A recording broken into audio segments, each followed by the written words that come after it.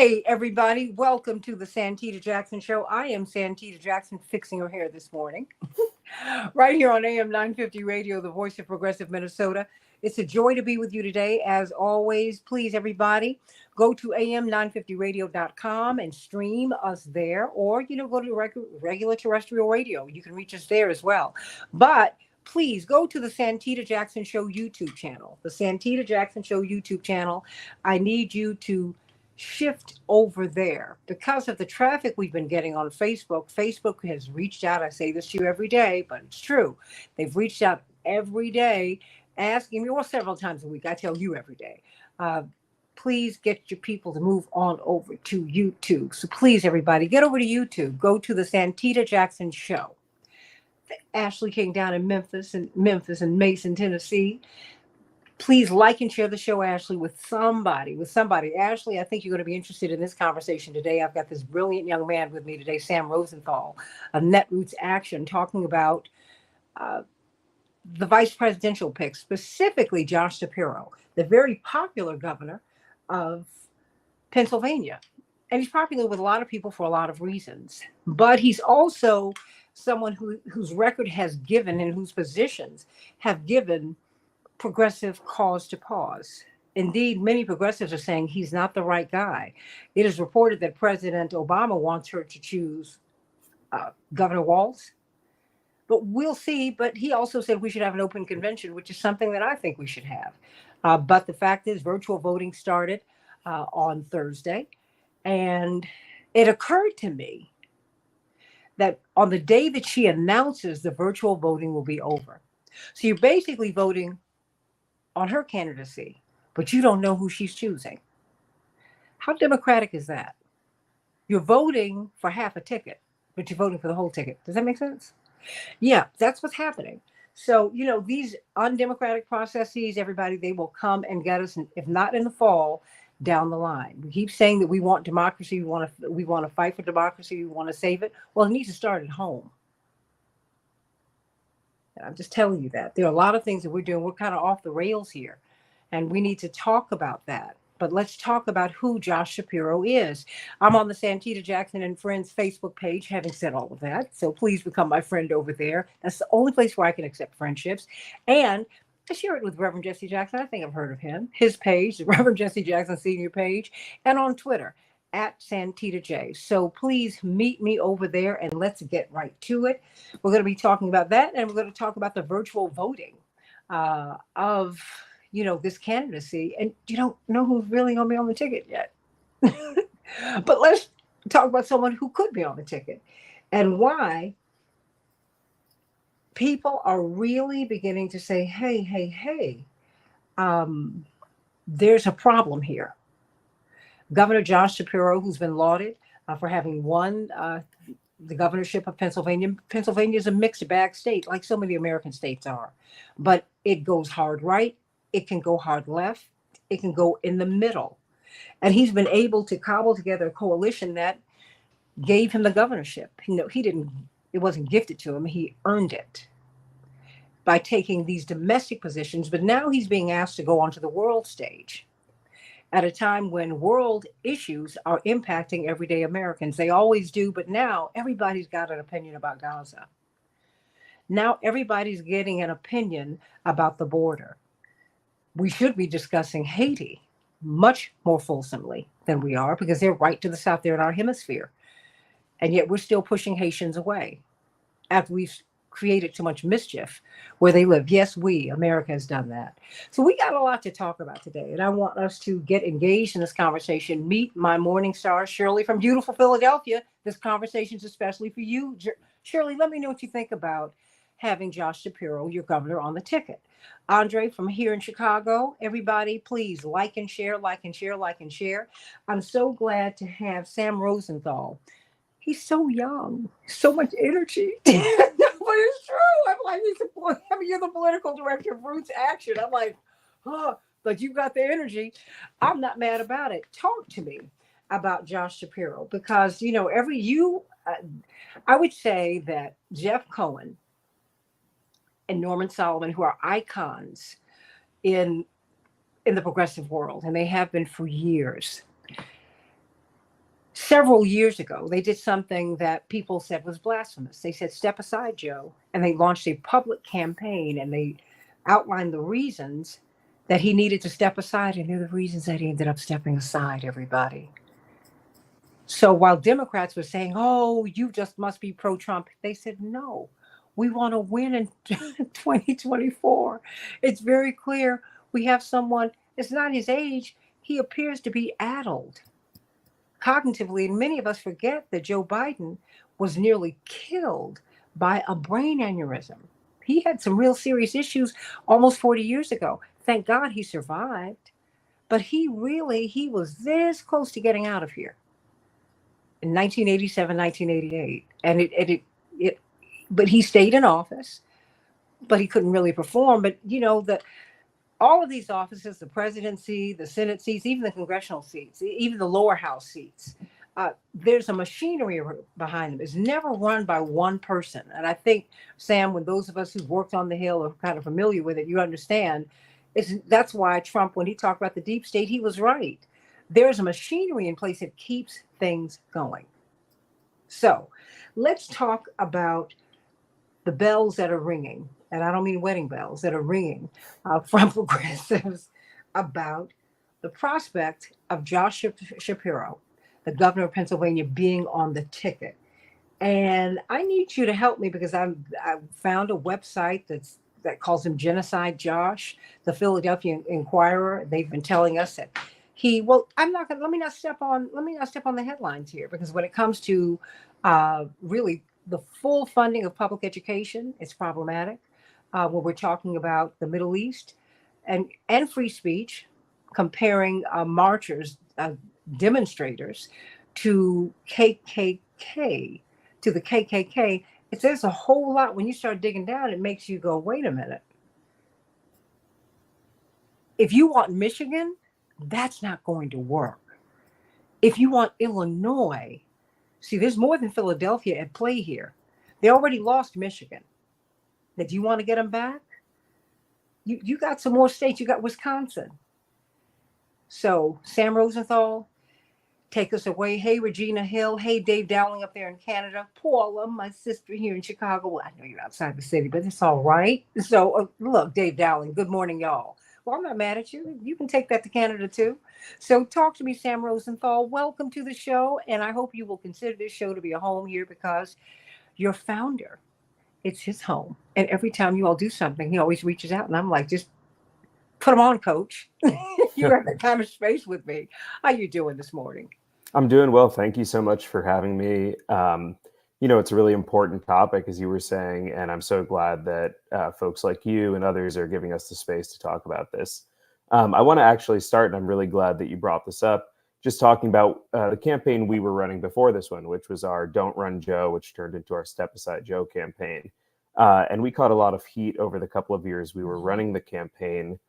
People were saying, as you alluded to, that this was a pro-Trump campaign. This was going to help Republicans win.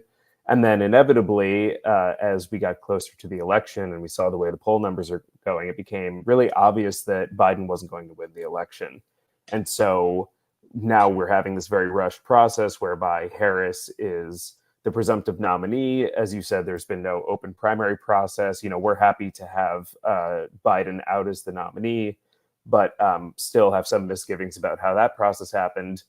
We wish that the Democratic Party had listened to us, the mainstream had listened to us 2 years ago when we started our campaign, because we could have had a much more organized Democratic handing over of the baton from Biden to whoever the nominee was. But that ship has sailed.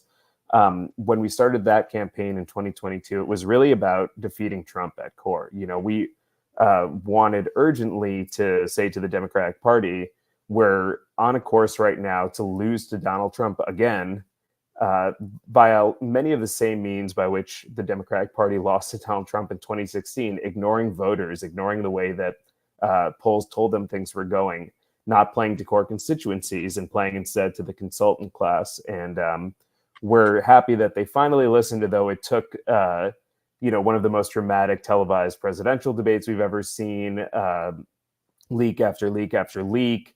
It took a lot to get the president out of to disabuse him of the idea that running for president again was a good idea. So Well, what we're doing now, if you listen to Seymour Hersh, his report and his reporting has always been credible for more than 50 years.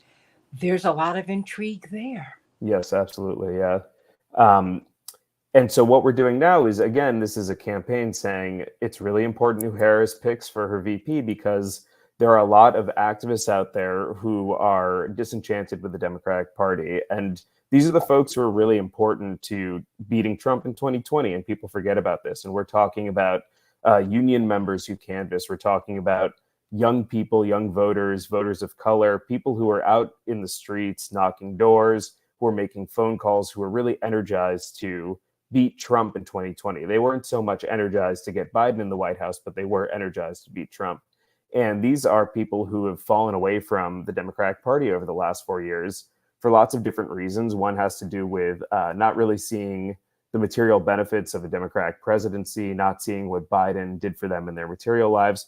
But the other big factor has been Biden's support for Israel's war in Gaza, which has gone on just as a complete onslaught at this point.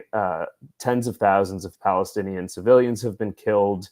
Many more are still buried under rubble. We don't actually know how many people have died there.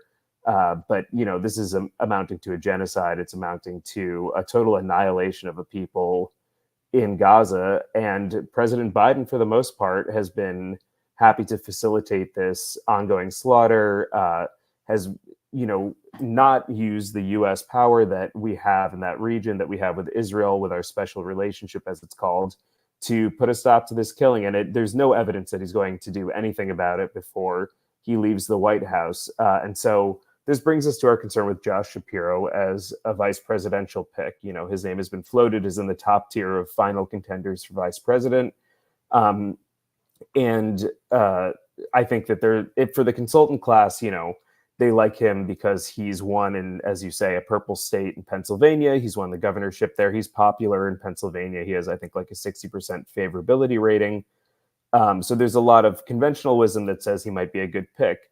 But, we've done research about him. We've read about him. And he's a person who is uniquely, not just in step with the Democratic Party, but is uniquely hostile to pro-Palestine protests. And this predates the current period. So when he was Attorney General of the state in 2021, he said that he was going to use Pennsylvania's anti-BDS law, which is sort of constitutionally dubious.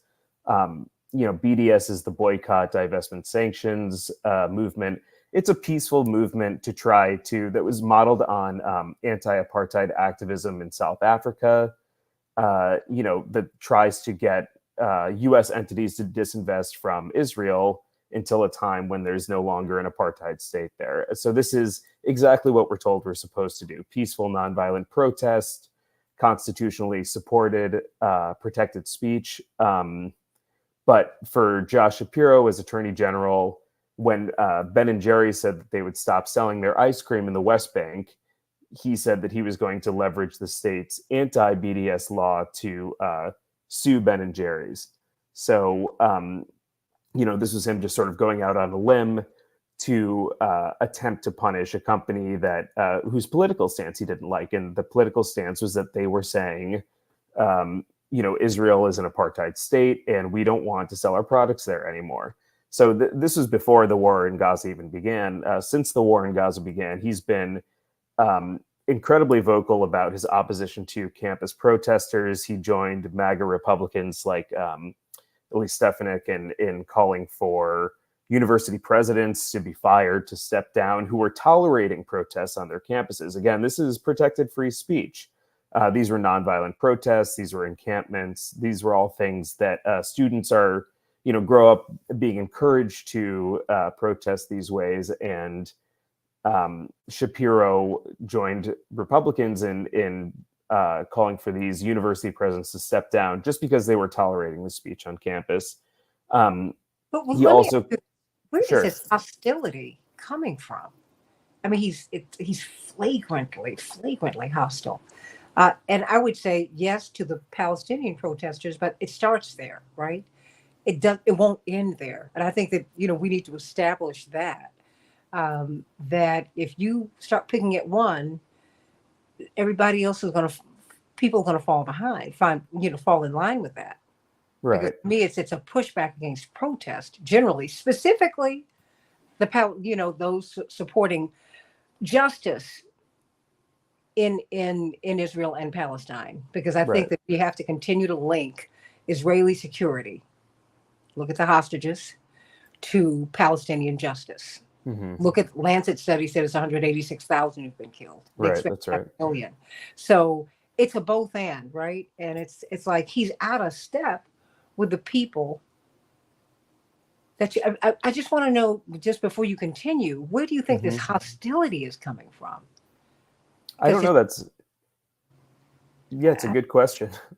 because it just seems inconsistent with the rest of his positions, because he's been able to cobble together, to pull together progressives, but Fetterman was able to do that too. So I Hmm. I don't know. You help me pick your poison, because I can't figure it out.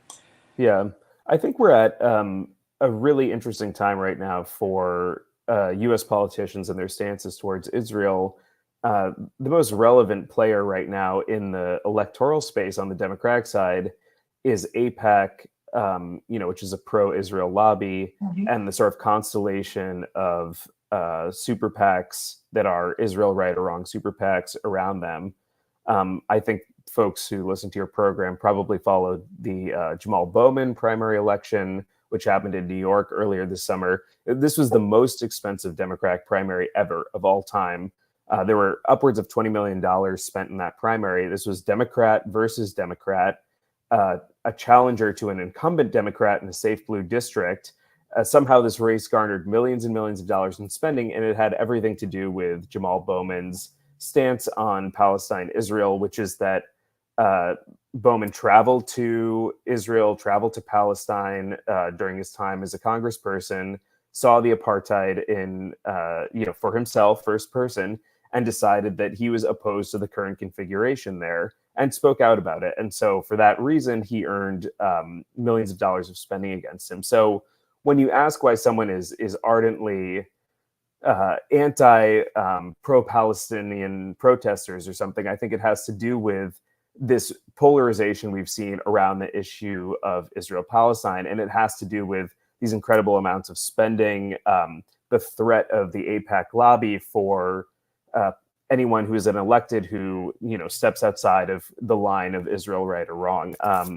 So it's encouraged this polarization where people like Josh Shapiro see a real political advantage to being ardently pro-Israel in every situation, no exceptions, because there are a lot of powerful lobbies out there saying, look, if you're going to be a friend to Israel in good or bad weather, we have a ladder that you can climb as far up as you want to climb because we're here to have your back. So and I think that this applies to electeds who are Jewish or who are non-Jewish. The ladder is there for whoever it is. And I think that people like Josh Shapiro, there are lots of folks in Congress who are examples of this as well, are really eager to avail themselves of the support, the spending, the ladder that's there. And they're sort of, in some ways, falling over each other to prove their bona fides, to show how much of a champion they can be of this foreign country and its policies, its domestic policies, its military policy, because they see that there's a lot of political advantage to be gained there. So it takes a very principled, at this moment, it takes a very principled, unafraid elected to stand up and oppose the Israel right or wrong lobby at this moment. We're talking with Sam Rosenthal of rootsaction.org, and I hope you will give them your support, because we need these grassroots activists to give us information and who help us to understand where we are. We are in the midst of a virtual roll call. It will end, I believe it is, my notes say August 6th. Is it August 6th? They have started, yesterday actually. So by the time you hear this, 2 days before, for Kamala Harris to be affirmed the nominee of the party. Okay, well, we can quarrel with that, but those are the rules that the Democrats continue to rewrite. Yes, Sam, and put in place. Like they rewrote the rules just about 2 weeks ago so no one could run against Kamala Harris. That's right. Yeah. It's like you don't need to do that. But at any rate, the ending, that's right, on August 5th at 6 p.m. And she plans to announce her vice presidential pick on the next day. And so people, the delegates, and all she needs are 1,976 delegates out of the 3,900. All she needs more than half, right? Which is what she is confirmed. She says more than 3,000 have affirmed her. But when they vote, Sam, they will not have voted on a vice presidential pick. I'm trying to figure out I'm trying to reconcile that, because that to me is not democratic. And that to me will create some more, not just fissures, splits, cleaves in the party. I would think that they would be trying to get the uncommitted back. I think some of them can be retrieved. And I can understand those who can't be retrieved. I respect that too. But the name of the game in politics is addition, not subtraction. That's how you win. I don't know how they're going to win like this. And the more you forced me to look at Josh Shapiro's record, and the more I looked at his record, I became alarmed. And it's become like, wait a minute, I have a real problem now with the ticket, because I realize she's got to balance it, but not on the backs of Brown v. Board of Education, which is what school vouchers are. Right. Okay? Not on the backs of Gaza, young Palestinian and young Jewish Americans here, because it's your generation who are pushing this fight. I hear too many of you say, look, because I'm from another generation. I'm old enough to be your mom. You all are saying, I will not vote for that ticket. Now, and this is not 2020, it's 2024, Sam. You can't just say, I don't want Trump in. That's not going to work in 2024. And so when you go down, I mean, and there's a website that calls Joshua Shapiro Genocide Josh. That's like dynamite. I was shocked by that, but when I started reading, because he's been in public service a long time beyond the governorship. When I started reading, I said, "Oh, wait a minute, I've got real ideological problems," and I realized that she's trying to balance having been seen as this real radically left-wing senator. I get that, but I don't know. Is this the right way to do it, Sam? Yeah. Yeah, and I think that part of our campaign, we have a campaign now, VP Unity. You can find it at vpunity.com. And we're talking about Josh Shapiro specifically, but we have issues with other sort of moderate centrist VP picks who, as you say, are serving as sort of a counterbalance to Harris and kind of conventional Democratic Party consultant wisdom. And what we're saying instead is, no, the key is to pick a vice presidential candidate who is progressive, who's going to continue to galvanize the base. Someone who is going to reach out to a lot of the folks who are disenchanted with the party, who are no longer, as you say, willing to just vote against Trump, right? That worked in 2020. He was in the White House. The election was a referendum on Donald Trump, as it always is. It's a referendum on the person who's in the White House. Now we have this very unique situation where we have an incumbent who's not running for re-election. We have a vice president who I think is still somewhat unknown to most voters. And so her policies are a little opaque. We don't know exactly, we can look at her voting record in the Senate. We can look at what she did when she was in California, but we don't know exactly what policies she'll pursue. And so the vice presidential pick is going to be a big tip-off in that respect. If she picks someone like Josh Shapiro, if she picks someone like Mark Kelly, who we haven't really talked about, but who we also have serious misgivings about, Mark Kelly as a border hawk, as someone who didn't support the PRO Act and sort of doomed the PRO Act when he was a senator, which was pro-union legislation. These are folks who I think are going to take the party back in a more moderate direction. We'll see them again kind of making a play for these mythological moderate swing voters in the suburbs who the Democratic Party has been pursuing since the 90s. And what we're saying instead is we need to galvanize our base. We need to activate the people who voted uncommitted. There's 100,000 people in Michigan alone who voted uncommitted. This is a must-win state for the Democrats. Let's bring those people back into the fold. Let's say, we hear you on the issue of Israel, Gaza. We want to create peace in the region. We want to work towards Palestinian statehood, work towards equal rights for Palestine, for the state of Palestine there. Let's think about a pro-worker, pro-union vice presidential pick, someone who has a long record as supporting unions, supporting working people in their state, if they're a governor, as their voting record if they're in the Senate.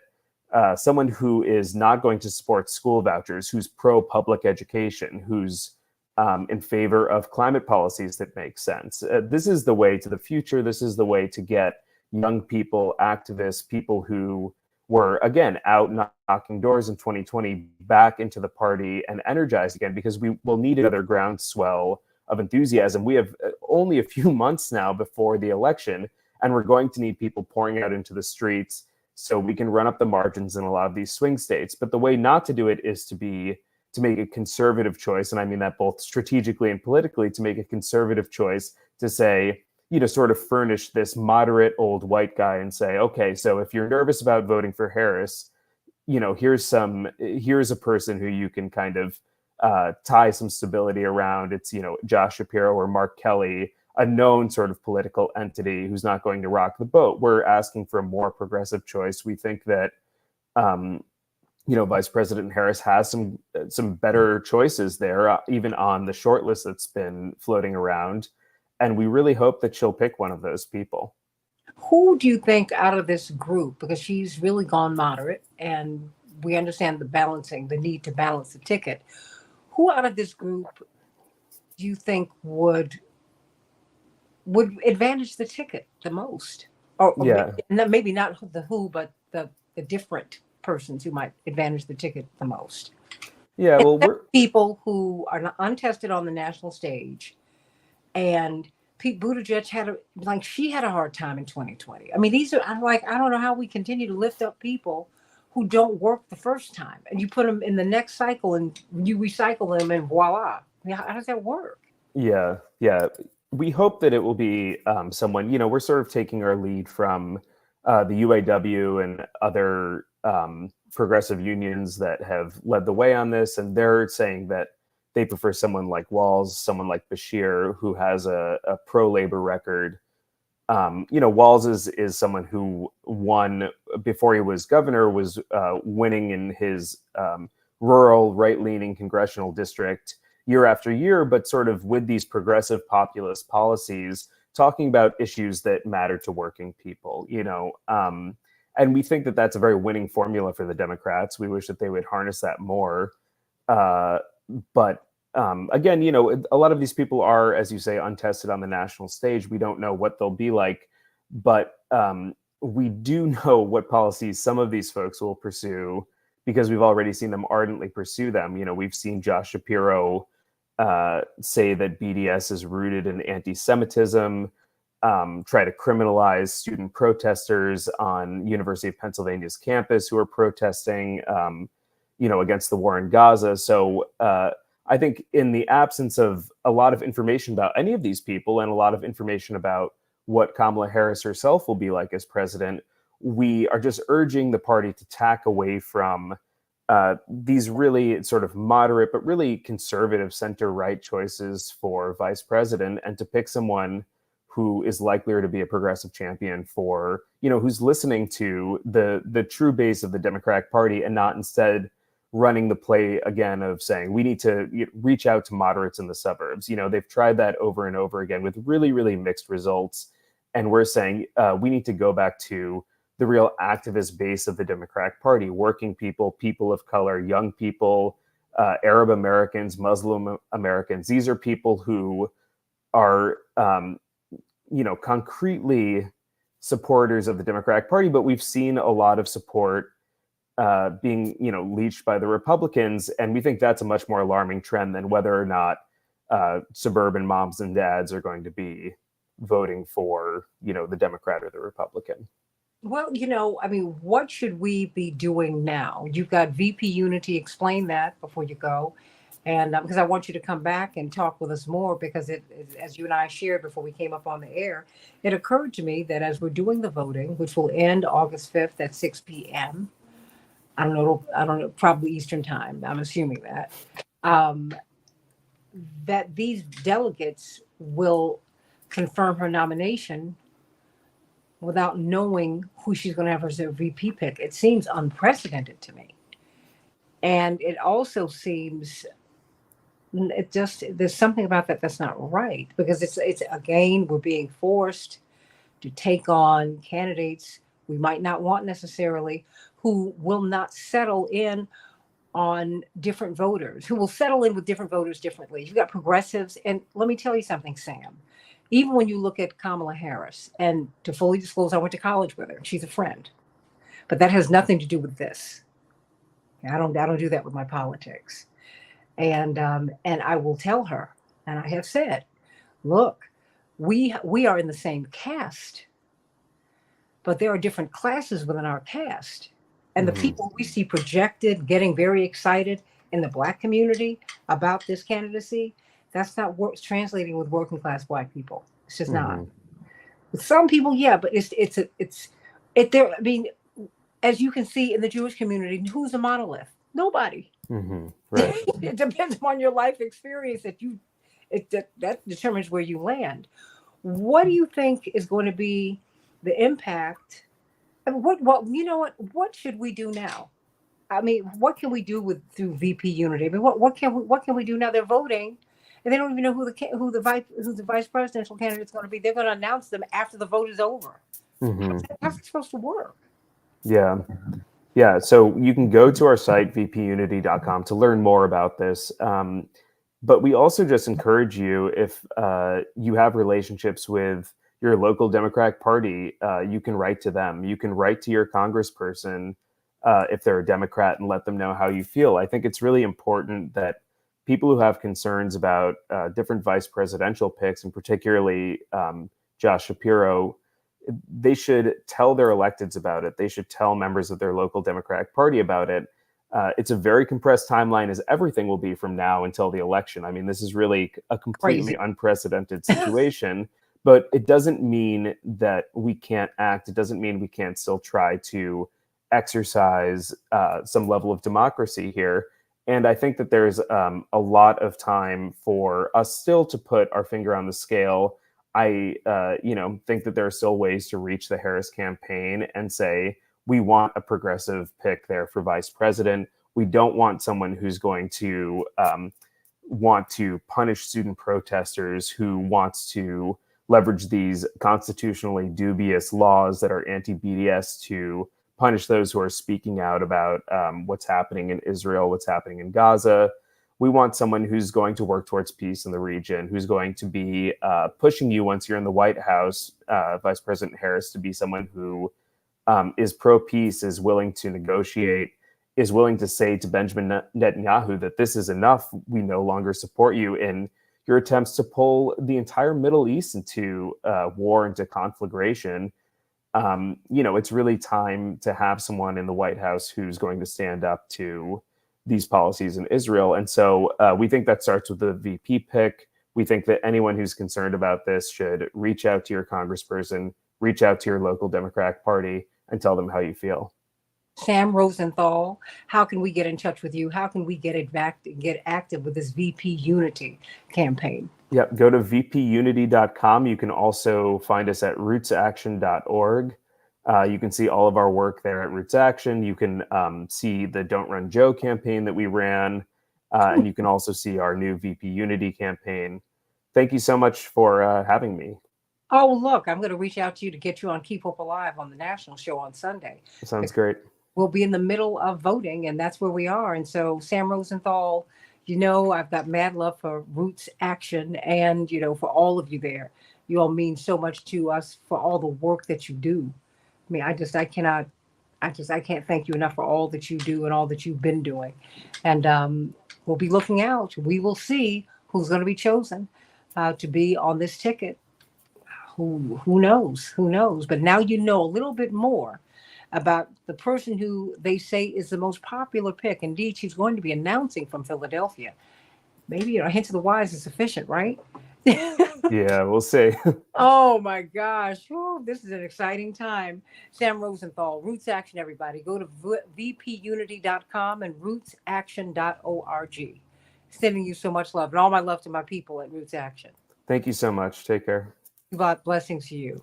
All right. We've got Bryce Green from Fairness and Accuracy reporting. Dr. LaShawn, look here. How you doing? We're going to make some noise, Dr. LaShawn. And Camille Williams. Oh, good kids, Mad City. Well, you just heard part of this conversation. Bryce Green, you want to weigh in on Josh Shapiro? Everybody says that he is the man who will be, who could be the nominee. But, it occurred to me that they're voting, the virtual voting has already started for the vice presidential pick. But guess what? They still don't know who the vice president's going to be. How democratic is that? Bryce? Well, Santita, this entire process from the start has been pretty anti-democratic. Remember, if you go back to last fall or last year at all, when people were talking about Democratic primary challenges to Joe Biden, people like Marianne Williamson, people like Robert F. Kennedy Jr., and the Democratic Party establishment kind of laughed at them. They laughed at the idea that they're a democratic organization and they have to be accountable to the voters and they have to put their candidate through, the gauntlet of public opinion of a true primary challenge.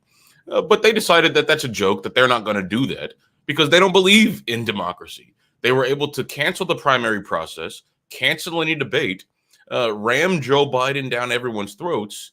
And then when it suited them, they dropped Joe Biden and again replaced him with someone who hadn't gotten didn't even win any primaries when she ran for president, and hasn't been elected by anyone as the president. And she got to ease into the spot without having any primary challenger. So that whole process was anti-democratic. And if they're going to confirm her without telling people who the vice president is, well, that just it tracks with the current trend.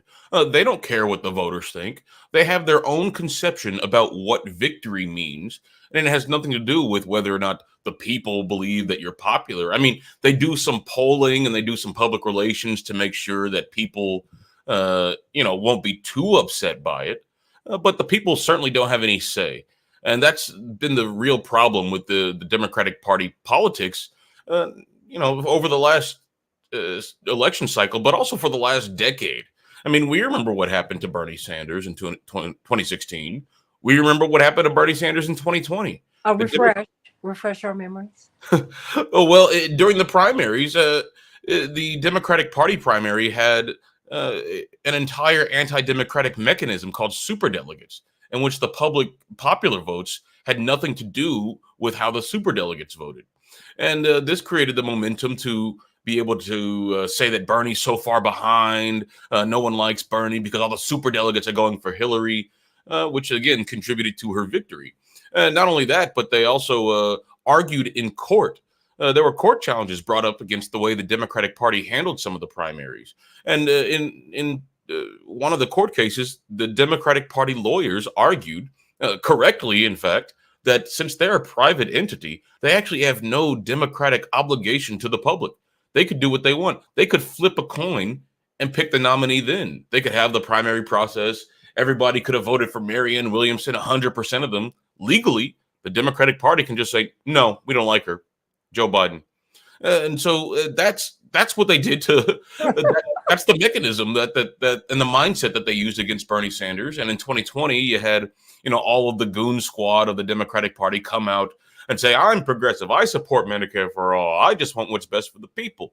But the actual intention behind that was to muddy the waters and to make it so that people didn't see Bernie Sanders as the only alternative to a stultifying, calcified politics. And so they pretended to care. I mean, Kamala Harris herself, she threw her name into the Medicare for all ring only to not support the bill that Bernie Sanders was pushing. She pushed her own bill and called it Medicare for all. I mean, it was completely dishonest, but it successfully divided the Democratic Party enough that Bernie Sanders was unable to create a coalition that would coalesce around him.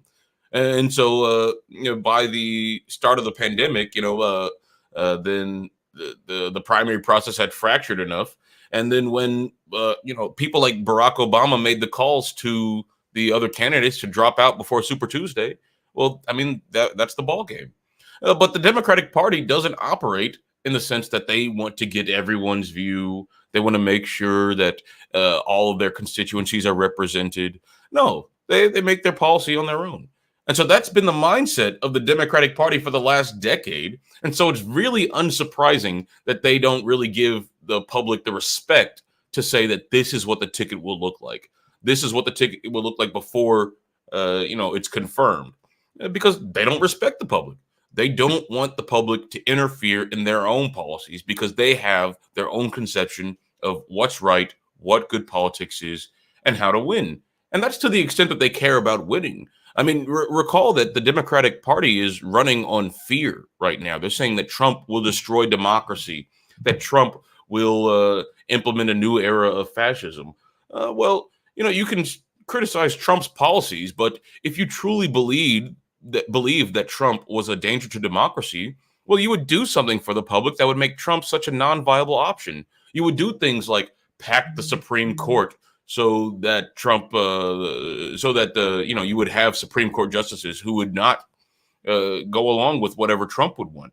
You would do things like pass the PRO Act, which would strengthen labor unions and build a political base for the future. You would do things like pass HR 1, which would actually make structural changes to how our elections are run that would safeguard them against fascism. The Democrats didn't do any of that. They didn't codify Roe when they had the chance. They didn't even try. They didn't raise the minimum wage, which would have been extremely popular. They didn't even try. And the fact that they are not doing this tells me that to the extent that they do care about winning, it's either not a huge priority or they're very incompetent at it. So this vice president pick and the fiasco surrounding it doesn't really surprise me. Hey, everybody, please get on the Santita Jackson Show YouTube channel and get in with the Morning Stars. Hey, Paula, I see you, 10 Man Live, and Dave Dowling. And hey, I want to hear what your thoughts are. Starting with you, Camille Williams. I know I called you in the middle of the night, and I'm sorry, Dr. LaShawn and Ms. Camille. But I had to do it. I had to, because you know what? I think we need to hear a broader array of voices about this process, as you and Dr. LaShawn Latrice know. And of course, she is talking about making some noise. Why do I get all these controversial people? But okay, never mind. I love that's just in my blood. Make noise for change, Dr. LaShawn Latrice, and you good kids, Mad City, Camille Williams. Camille, virtual voting has started. It will end August 5th at 6 p.m. And then Vice President Harris is going to announce her pick for vice president. There's now a lot of controversy about Josh Shapiro, the governor of Pennsylvania. He's the odds-on favorite to be her VP pick, but he has gone against he's likened the demonstrators who supported Palestinian justice, and Israeli security. He's likened them to KKK marchers. He is pro-vouchers, which undercuts the public school system. He has a lot of right-wing policies. They even call him Genocide Josh. What? Okay, girl, you go. Yeah, you sound like you're ready to go this morning. Go, Camille. I've had friends from Philadelphia call me last night. A great friend of mine who's actually been organizing with me for over a decade that I've actually met in D.C. at the White House. She said, listen, please, y'all, make those calls. Tell them no. She was like, the stuff that he has done in Philadelphia is horrible.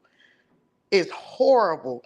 But again, we can't be surprised of the actions of the Democratic Party to pick the total opposite, because they have done this historically. When people say, no, no, no, this person is bad for us, they still do it.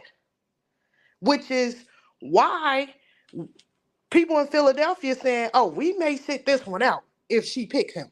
We Really? may sit this one out. Talked about how he covered up a lot of rapes down there. Talked about how he called organizers, and they will know because they're on the front line for justice, members of the Klan. And I'm an organizer. So we don't need anyone as our VP who looks at us as Klan members because we're standing up for our constitutional right and for justice. Oh, So Dr. yet again, Okay, no, the no. Democratic Party is not listening to us, listening to the people, but then want our vote. But how does it make you feel that it will? You will find out who the VP pick is after the vote is over. I'm not surprised at how they do anything. Like, it doesn't surprise me one bit. And to be honest with you, if we keep making noise, they may go find somebody that we don't know about. just to Honey, say, just to say, oh well, we heard y'all. We need to keep this seat. We need to keep it Democrats. So yes. And this whole campaign has turned into a circus. Instead of telling us what we will see the next 4 years, policy ideas, they tell us, well, if you don't vote, you're going to get Project 2025. And one thing that Mr. Green said that's absolutely true, I spoke to some congressional members and I asked them about their feelings on expanding the Supreme Court, and they told me no, they're not for it. I said, are you serious?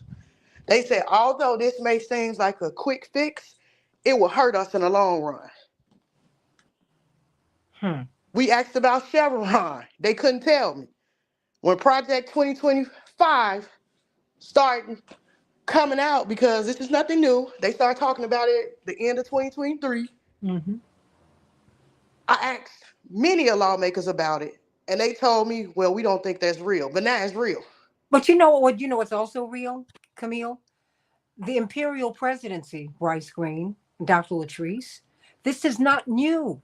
Mm-hmm. And it's happened with Democrats and Republicans.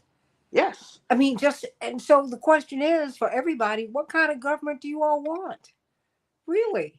Not this one. And to be honest with you, I know we still have a lot of people that supported Rahm, but how Philadelphia is feeling about him is how we felt when the Democratic Party went over our heads when we said no to Rahm's nomination after what he did. Rahm Emanuel. Yes. Covering Yes. up the murder of Laquan McDonald. Closing the schools, Wait a minute, everything. closing 50 schools. Let's keep on going. Yeah, so it's In the like Black community. Yep. And when we tried to talk to Cory Booker about it, he said, well, the family forgave him. And we like, he was our mayor. No. So they don't listen to us. They only want to play us for our votes. And it's time out for that. Well, they'll listen, but you got to say the right thing, right? You got to give them something to listen to. All And, we do is what they want to, is what they want to hear. Mm-hmm. Period. But we got to continue to push. Got to continue to push. Hold on. Dr. LaShawn Latrice, are you going to make some noise? What do you think about this? Absolutely. Absolutely. Thank you so much. Good morning, everybody. I agree totally with what my sister Camilla is saying. The Democratic Party has consistently stepped on the people that they expect to pull them out. I think this process from the very beginning has been headed for destruction. I was able to have conversations a few months ago about how we said right before the DNC they were going to change this and change that. And look at how everything is manifested. Mm-hmm. It is a complete joke. When you talk to people out here on the grassroots level, they feel like the Democratic Party is doing what they've always done, and they're consistently sending this party down the tubes. And when you think about the VP pick, and people are, having issues with what this person's doing and this person's doing. Like you said, how could you expect people to get on board with a campaign where they don't even know who the person is that's going to end up in that seat? Wait a minute, Dr. Latrice, they're voting on them right now. And guess what they're going to announce? Oh, y'all, holy, you can't make this stuff up. They're going to announce the vice presidential pick after the vote is closed. That's crazy. What the? What? It's And maybe absolutely. it's because my politics are grassroots that I look at these things and go, "Are you for real?" Because see, I didn't sign up for this, Dr. Latrice. I didn't. I didn't sign up for this anti-democratic process. And I feel that this is going to be problematic. They keep talking about we need Pennsylvania. You need Michigan. You lost 1,000 votes in Michigan in 21 days. Now, let's keep it 100. Biden got 86% of the delegates. That means 14% were outstanding. Okay? So there's some people out there in your own party underneath your own tent. Now, you want to keep trying to post the Republicans. This duopoly is over, y'all. Democrats, Republicans, the plurality of Americans are independent. They don't want anything to do with either party, Dr. Latrice. Exactly. What? So, I mean, I'm gonna give the last couple of minutes to you, and I just want you all to know, yeah, Dave Dowling up in Canada, the VP will be announced after the votes close. The voting closes at 6 p.m. on the 5th. They're having a rally in Philadelphia on the 6th. Wow. Oh, no. You know, wait. Honey, you know, we've done this before, okay? So I'm bringing you all the benefit of having Bryce Green and Camilla Williams and Dr. LaShawn Latrice this is what Reverend was fighting with the Democratic Party 40 years ago. And now here we are. Everybody, thumbs up. I need you to like the show. It's going to help us with our algorithms. Oh, my goodness. With our algorithms, and like and share the show. And we're going to carry this conversation over into the next hour because we got to talk about this. We've got to talk about this. This is a big deal. Dr. LaShawn Latrice, the last 2 minutes are going to belong to you. You got them. The people are feeling completely left out of this entire process. When you talk to people about voting now, people have felt like, well, I may just sit this one out, as Camilla said.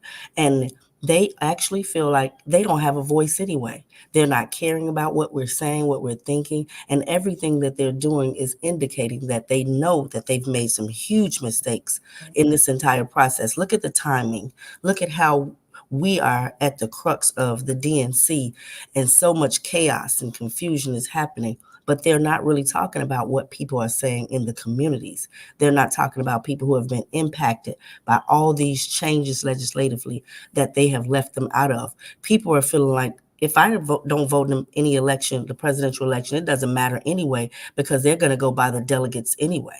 And, you know, when you have these conversations with people, you want to try to make sure that they understand, please get out there and vote. But people feel like their vote just doesn't matter.